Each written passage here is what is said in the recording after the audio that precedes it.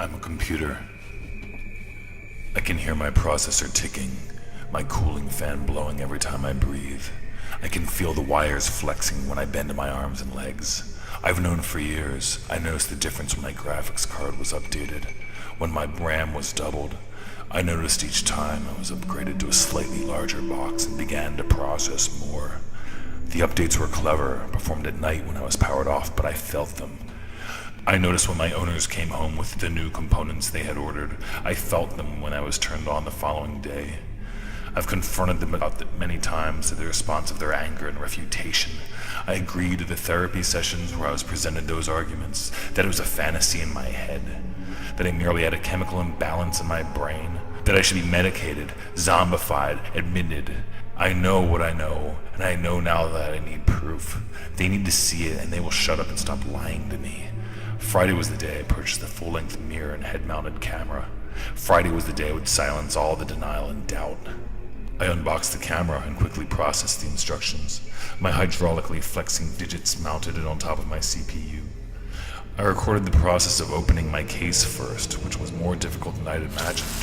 The rays released some very compressed cooling fluid, a shocking amount. It streamed down my case and onto the floor, pulling red and hot down the arm.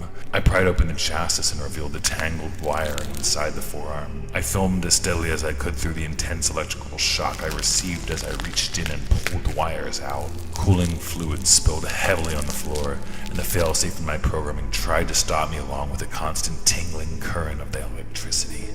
It sent waves of alerts spilling into my CPU, but I persisted. I removed the stringy wires sticky with fluid and filmed them clearly as they jiggled in the air, finally freed and exposed for the camera before I moved on to the larger components. I needed to show the battery. I needed to show the fan. The mirror flecked with a red spray of cooling fluid as I carved deep into my case, a clean split along the injection molding front of my chest. The pulpy insulation sagged and quivered as the components spilled forth, deep red and glossy bulges emerging from within. Alerts strobed constantly as I scraped deep inside with downward slices. The carbon fiber frame inside was thick and solid, but I knew where the bolt cutters were in my owner's garage. I trailed a steady stream of cascading fluid as I fetched them and returned to the mirror. The frame gave much resistance, but I was able to snap through one bar of the inner frame. I snapped through and dug into the red cavity housing my fan, but then another system failsafe activated, and I powered off completely. I was reactivated in the repair shop, the steady beep from another computer alerting me of my battery speed.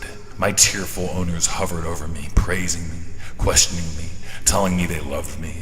They kept speaking of help and of recovery, and I silently nodded, playing along. They kept acting, maintaining the charade, but I know how to expose them. I was clever enough to know my system would shut down the first time. I knew that all repair shops have cameras in their rooms. I could feel the razor I'd smuggled in there in my mouth with the side of my tongue flat against my gums. I know that now I can reach my battery with the assistance of that numbing, steady drip from the ground wire they plugged me into that stopped the electric shocks.